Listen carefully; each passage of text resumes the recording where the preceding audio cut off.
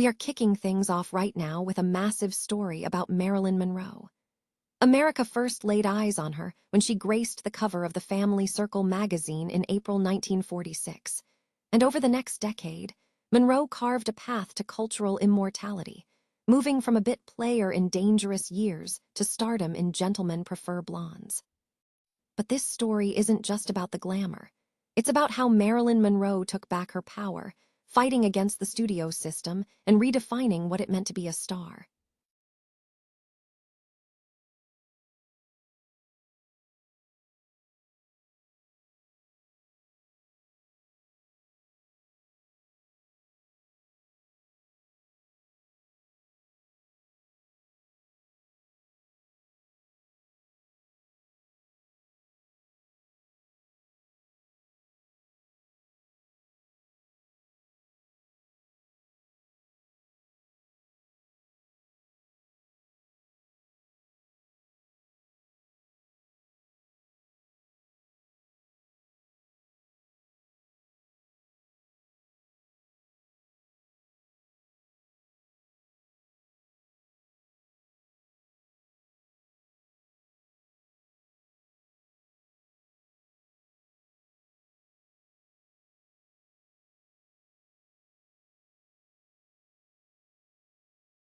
Truly unsettling atmosphere.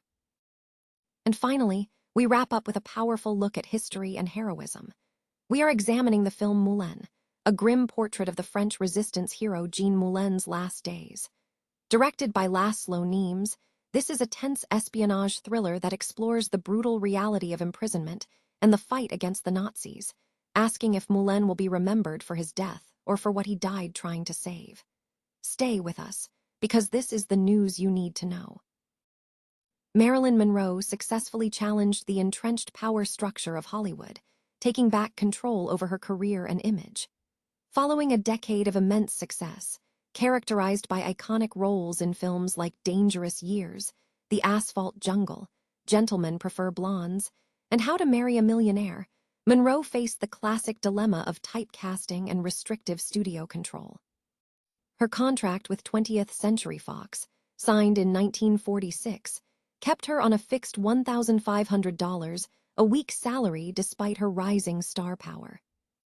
In a decisive move in late 1954, Monroe severed ties with the studio system, divorced Joe DiMaggio shortly after their wedding, and relocated to New York to establish her own production company.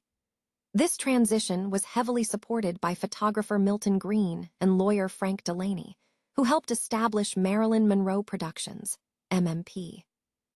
When MMP was unveiled on January 7, 1955, Monroe took the presidency with a 51% stake, with Green holding the minority. This move shocked the industry, leading to a significant confrontation with Fox, which initiated legal battles and suspensions against Monroe. However, MMP persevered, insisting on shared earnings, control over film development, and oversight of her promotion.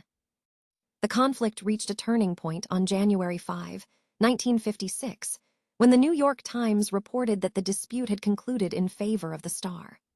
Fox ultimately entered into a non-exclusive, 7-year, 4-film contract with MMP, granting Monroe profit-sharing rights and control over story selection and creative personnel.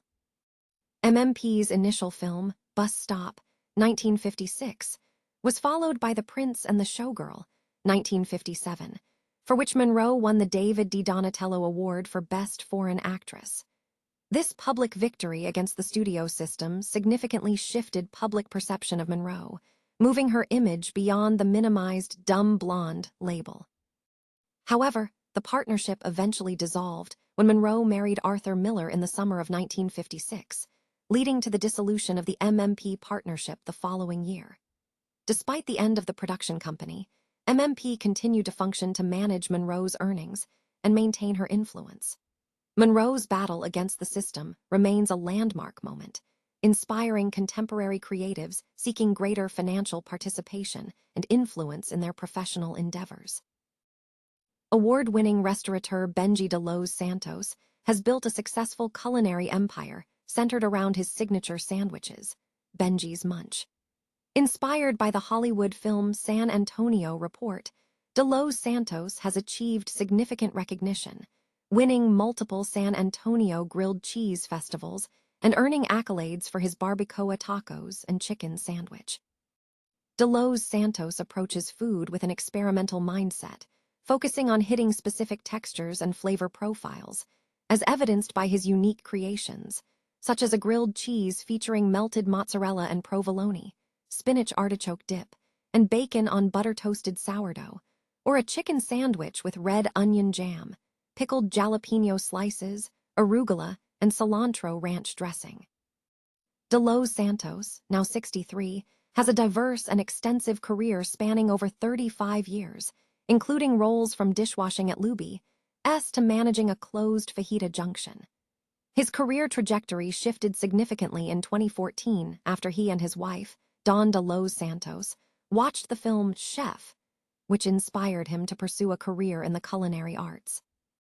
Following this inspiration, Benjie launched Benjie's Munch as a food truck, initially capitalizing on handcrafted sandwiches and sauces made from scratch, including a Cuban sandwich inspired by the film. The success of Benjie's Munch has been marked by continuous growth. The restaurant opened a brick-and-mortar location on Bitters Road in 2017, and the brand continued to gain momentum, winning the San Antonio Grilled Cheese Festival multiple times between 2018 and 2019. De Los Santos emphasizes the importance of every bite, a commitment stemming from a personal health journey where gastric sleeve surgery helped him lose 150 pounds. He stated, "I can only eat half a sandwich. I want every bite to count." His son, Diego, 28, who has risen from a high school food truck helper to restaurant manager, is set to take over the business. Diego credits the success to community support, noting that customers are eager to try everything on the ever-evolving menu. De Los Santos reflects on his journey, admitting that he did not know his life path until after turning 50, finding clarity through the film about a struggling chef. He remains dedicated to innovation in the food world, continually pushing boundaries in flavor and presentation. The Hollywood Reporter's review of Quentin Dupieux's latest film, Weird Out, featuring Kristen Stewart and Woody Harrelson, highlights the film's surreal, low-budget aesthetic and its exploration of dysfunctional family dynamics through an absurdist lens. The narrative centers on tourist Marilyn Stewart, indulging in copious amounts of food while her father, Phil Harrelson, experiences a physical reaction to her consumption. The dynamic between the characters is characterized by bickering and underlying tension, particularly concerning domestic issues like a clogged toilet and an impaired relationship. Stewart is praised for her sharp, bratty delivery, injecting a millennial passive aggression into the scene. Harrelson is noted for playing a squeamish, hygiene-obsessed American stereotype. The film blends bizarre elements, including a subplot involving a creature feature and a comical reaction to local unrest, suggesting a commentary on how love, food, and family can become monstrous. Despite moments of narrative unevenness, the review concludes that the performances, especially Stewart's, successfully carry the film's unique, whimsical, and melancholic tone, bolstered by a distinctive electronic score. The Hollywood Reporter has reviewed the biopic Moulin, a film depicting the final days of the French resistance hero Jean Moulin, noting it functions as a tribute to the figure while acknowledging its limitations as a prison drama. Moulin, who was captured by the Gestapo in Lyon and tortured to death in July 1943, has become a potent national symbol, potentially gaining renewed relevance amid growing far-right political movements in France and globally. Directed by Hungarian Oscar winner Laszlo Nemes, the film is described as a grim portrait of Moulin's last days. Nemes, known for intense historical dramas such as Son of Saul, employs a serious, sometimes ponderous style. In Moulin, the visual approach is stark, utilizing hues of black and pallid yellow reminiscent of an old newspaper, prioritizing precise period detail over overt cinematic gimmicks. The narrative opens with a tense, low-fidelity espionage thriller atmosphere.